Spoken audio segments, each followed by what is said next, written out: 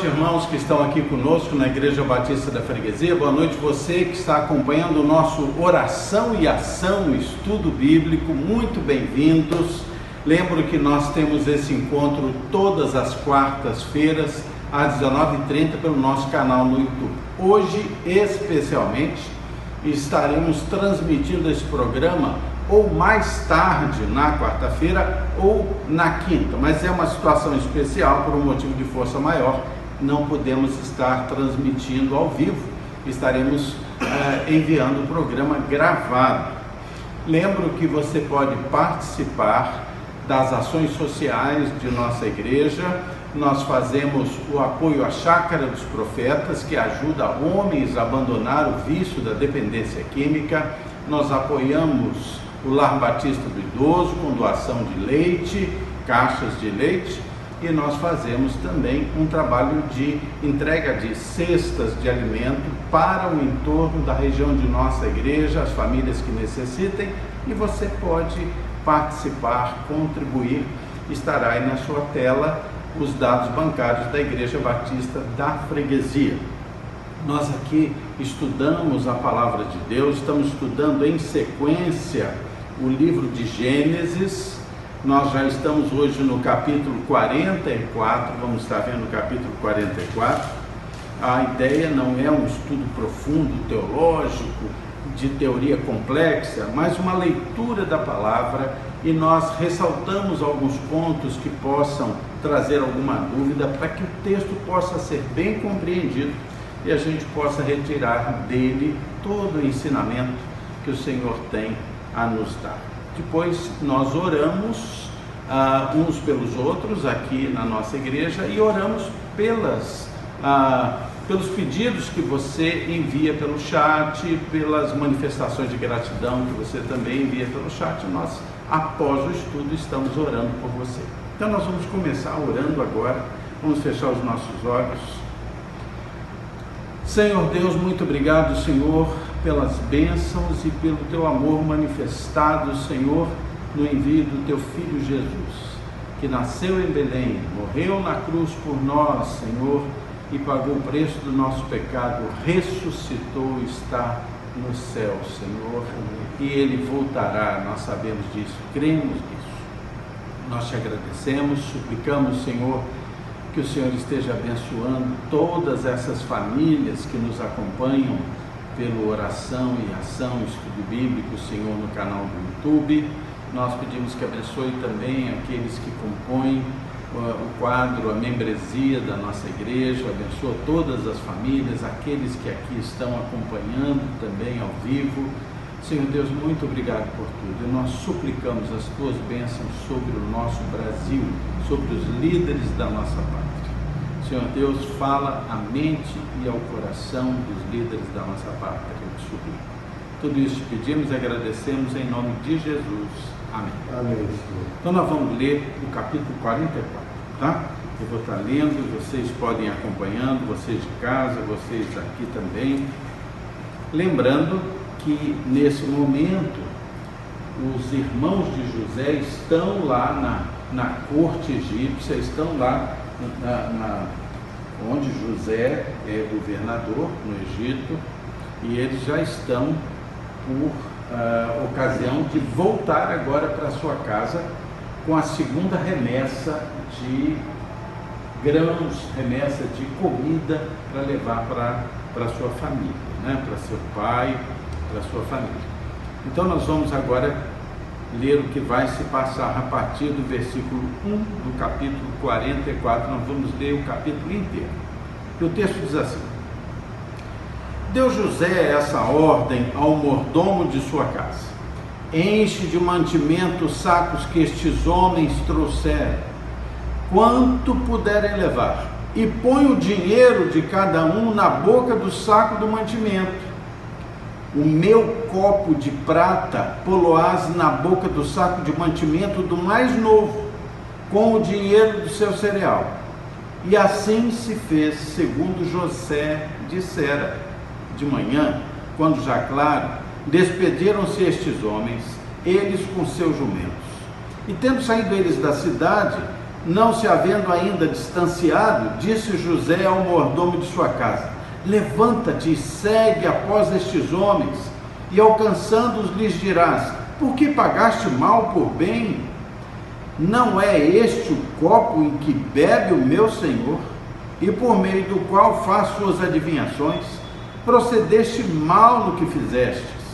E alcançou-os, e lhes falou estas palavras que José mandara. Então lhe responderam: por que diz meu senhor tais palavras? Longe estejam teu servo de praticar semelhante coisa. O dinheiro que achamos na boca do saco de mantimentos, tornamos a trazer-te desde a terra de Canaã. Como, pois, furtaríamos da casa do teu senhor prata ou ouro? Aquele dos teus servos com quem for achado morra, e nós ainda seremos escravos do meu senhor. Então lhes respondeu: seja conforme as vossas palavras. Aquele com quem se achar será meu escravo, porém vós sereis inculpados, ou sem culpa. E se apressaram, e tendo cada um posto o saco de mantimento sobre a terra, o abriu.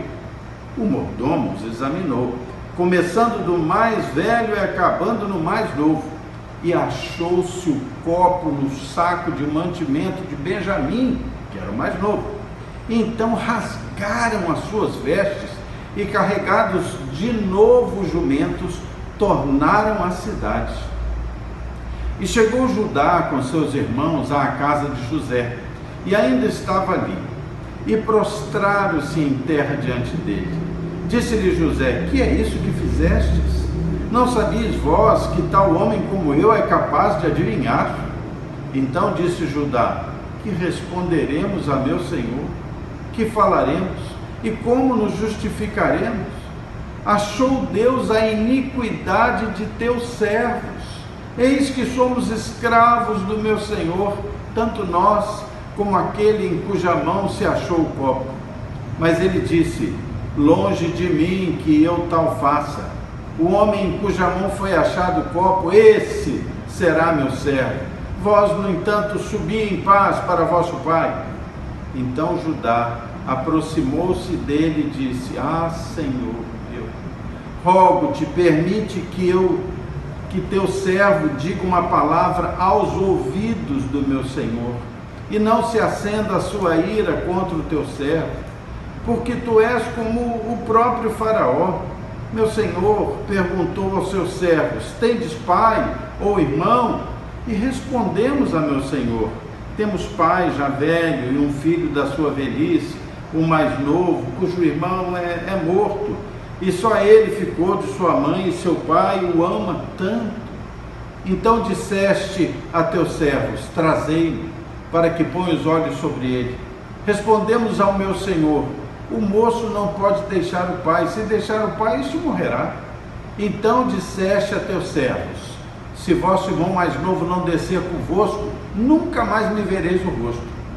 Tendo nós subido a teu servo, meu pai, e a ele repetido as palavras de meu senhor, disse o nosso pai: voltai, comprai-nos um pouco de mantimento. E nós respondemos: não podemos descer, mas se nosso irmão mais moço for conosco, desceremos, pois não podemos ver a face do homem, se este nosso irmão mais moço não estiver conosco. Então nos disse o teu servo, nosso pai: sabeis que a minha mulher me deu 2 filhos, um se ausentou de mim, e eu disse: certamente foi despedaçado, e até agora não mais o vi. Se agora também tirardes este da minha presença, e lhe acontecer algum desastre, fareis descer as minhas cãs ou os meus cabelos brancos, com pesar a sepultura. Agora, pois, indo eu a teu servo, meu pai, e não indo o moço conosco, visto a sua alma estar ligada com a alma dele, vendo ele que o moço não está conosco, ele morrerá. E teus servos farão descer as cãs de teu servo, nosso pai, com tristeza à sepultura.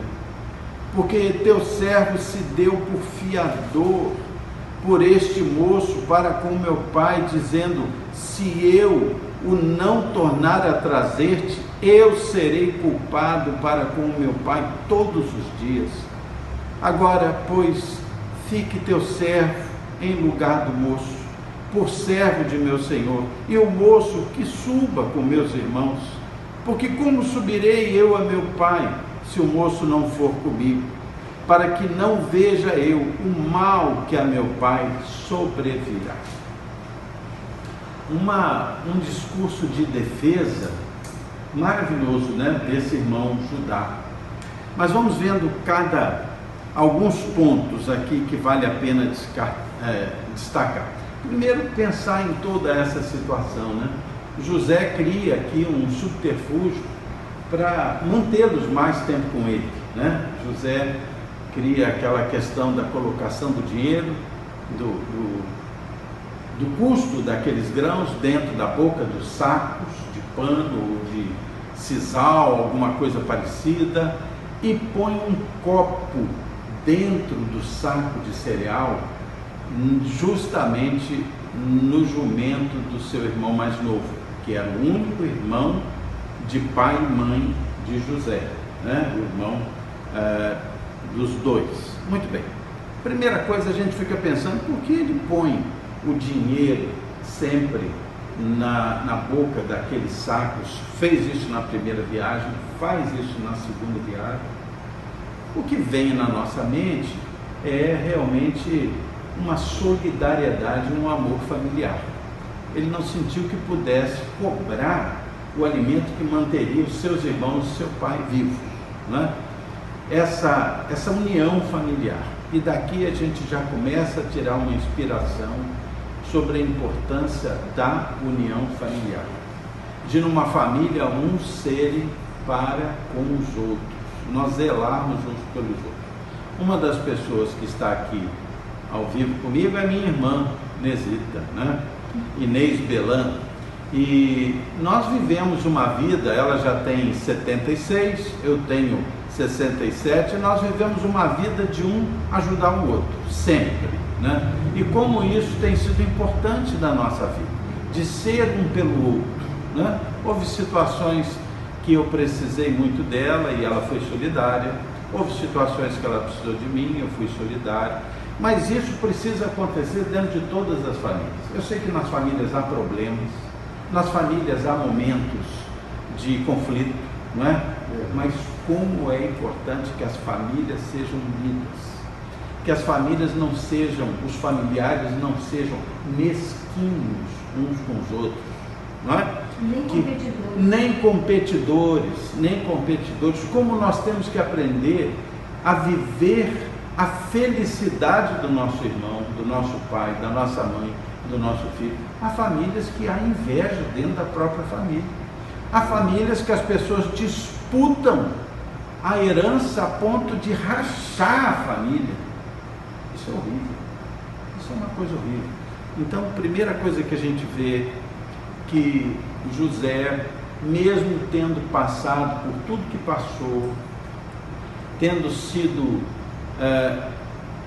sofrido violência dos seus irmãos, sofrido traição dos seus irmãos, tendo sofrido o exílio para a escravidão por parte dos seus irmãos, tendo sabido das mentiras que seus irmãos contaram ao seu pai, por isso seu pai é um homem tão sofrido, ainda assim, José ama os seus irmãos e tem um senso de solidariedade. Precisamos aprender.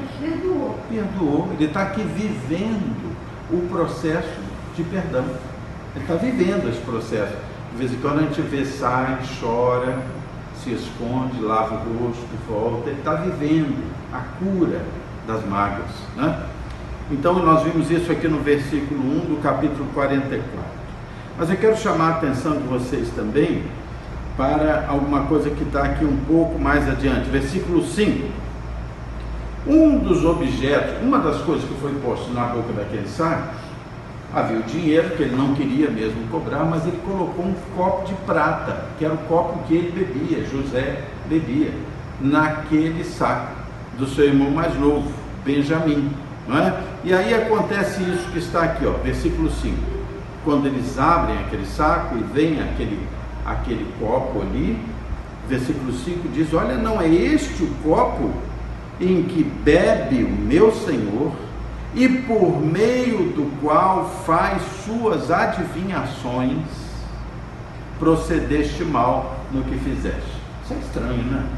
Era o copo onde José fazia as adivinhações. Essas adivinhações na antiguidade do Egito não eram incomuns, esse processo de colocar um líquido, verificar como o líquido se colocava nas bordas do copo, colocar algum outro elemento e ver se aquele outro elemento fazia algum desenho no vinho ou no líquido que tivesse posto, isso gerar adivinhações. José nunca atribuiu a sua capacidade de adivinhar isso. Nós podemos ver como é que José se colocava. Volta um pouquinho para Gênesis 41:16, quando ele fez aquelas adivinhações para Faraó. Lembra o que ele disse? Olha, 15:16. Gênesis 41, 15:16, ele havia interpretado os sonhos de Faraó. Ele vai dizer assim: este lhe disse, tive um sonho e não há quem o interprete. Ouvi dizer, porém, a teu respeito, Faraó dizendo a ele, que quando ouves um sonho, podes interpretá-lo. Respondeu-lhe José, versículo 16 do capítulo 41, não está isso em mim, mas Deus dará a resposta favorável a Faraó. José sempre atribuiu a sua capacidade de interpretar, aqui foi colocada como adivinhar, mas a sua capacidade de interpretar, José deixou muito claro: olha, isso é capacidade divina, ele só me cede essa capacidade, né? Mas o valor é dele, o valor é dele. No entanto, possivelmente aqueles que lá estavam vivendo com José na sua gerência do Egito e na sua capacidade de interpretar sonhos, de ver o futuro, eles fizeram uma união da sua visão sobre os processos de adivinhação egípcios e a capacidade de José. Então aquele copo para eles, para aqueles que viviam ali, era o meio de José adivinhar ou antever o futuro, não é? Muito bem, se nós seguirmos um pouco mais à frente, nós vamos chegar no momento da defesa de Judá. Quando eles acham um copo ali naquele saco de cereais de Benjamim, eles não têm mais como se defender. Estava lá naquele saco, e agora? Como é que eu vou dizer? Como é que eu vou me defender? E eles vão ser levados à presença de José. Versículo 16. Então disse Judá: que responderemos a meu senhor? Esse meu senhor está se referindo a José, tá? A José. Que responderemos a meu senhor? Que falaremos? E como nos justificaremos? E ele diz essa frase: achou Deus a iniquidade de teus servos. Note que ele agora não está falando de Benjamim, ele está falando de todos os seus irmãos, de teus servos. Eis que somos escravos de meu Senhor, tanto nós como aquele em cuja mão se achou o pau. A gente vai percebendo aqui que Judá não está falando da sua culpa de botar aquele copo de prata lá, ele não está conjecturando isso aqui. Ele está se lembrando da culpa que eles carregam sobre eles, todos os irmãos. Judá foi o principal. Né? Ele está falando da culpa que eles carregam, a culpa de ter traído seu pai, a culpa de ter mentido, a culpa de ter jogado seu irmão naquela cisterna, a culpa de ter vendido seu irmão para os mercadores. Ele está aqui purgando, ele está sentindo o peso da culpa que eles carregam, e ele está sentindo como se aquilo fosse um castigo que Deus está trazendo sobre eles. Ele está vivendo aqui um processo de admissão de culpa, de admissão não daquela possível culpa de Benjamim, do corpo, mas de uma forma geral. E vejam aqui no versículo 17, mas ele disse, longe de mim, e aqui é José que está falando, longe de mim que eu tal faça. O homem em cuja mão foi achado o copo, este será meu servo. Vós, no entanto, subi em paz para o vosso pai. Pode parecer naquele momento que José tem uma preferência tão grande por Benjamim que simplesmente fez uma artimanha e agora retém Benjamim, e vocês podem ir adiante que vocês não me interessam. Mas a mim não me parece isso. Aqui não me parece uma preferência, mas me parece que José vai compreendendo tudo que está se passando. Eles não sabem quem é José, mas José sabe quem são eles. E José está percebendo que seus irmãos estão vivendo um processo de admissão de culpa, um processo de arrependimento, um processo de mudança que está se processando no coração daqueles homens. Arrependimento. Me parece, embora isso não seja explícito, mas esse José que tem se mostrado um homem tão sábio, me parece que ele hoje está vendo que a transformação, a admissão de culpa, o arrependimento está tomando conta dos seus irmãos. O texto vai caminhando um pouquinho mais à frente, nós vamos ver aqui todo o discurso que Judá faz, falando da tristeza de seu pai, da importância que seu pai dá ao filho mais novo, ao seu caçula, o filho da sua velhice, a promessa que Judá empenhou de trazer Benjamim de volta, e está dizendo a José, ele não sabe que é José, né? Mas meu senhor, se eu não levar o meu irmão, meu pai vai ser enterrado com seus cabelos brancos, que é o que a Bíblia diz, as cãs, que são os cabelos brancos, vai ser enterrado, vai morrer, nós não resistiremos a toda essa tristeza.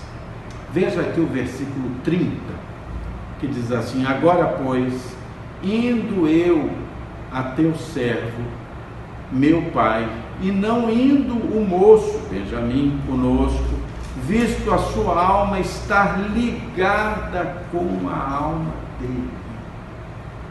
Havia um conceito no povo hebreu da ligação de almas. Nós já vimos isso, por exemplo, lá quando Moisés tinha uma relação tão profunda com o povo que ele liderou, que isso é sugerido, essa ligação de alma de Moisés com o povo hebreu. Havia um conceito cultural nos antigos hebreus que há situações de que há tanto amor que as almas ficam ligadas. Embora não haja uma referência aqui, eu fico pensando no conceito desse amor que é mostrado lá na própria criação, quando Deus vai falar de Adão e Eva, né? Que os dois são um, né? Uma só carne. Claro que ali nós temos uma conotação da carne física, sexual, mas sem dúvida está embarcado ali o conceito de unidade do amor, do afeto, né? Esse conceito. Então, aqui no versículo 30, esse conceito está sendo demonstrado. Agora, pois, indo eu a teu servo, meu pai, e não indo o moço conosco, visto a tua alma estar ligada com a alma dele. Versículo 31, vendo ele que o moço não está conosco, morrerá. Ele vai apelar aqui para o sentimento de José, para o sentimento daquele que chama do Senhor, do seu Senhor, né? Vamos caminhando agora para o 32, que vai dizer, porque teu servo se deu por fiador. Está falando de si mesmo, está dizendo, eu, Judá, eu coloquei a minha vida como fiadora da vida do meu irmão Benjamim.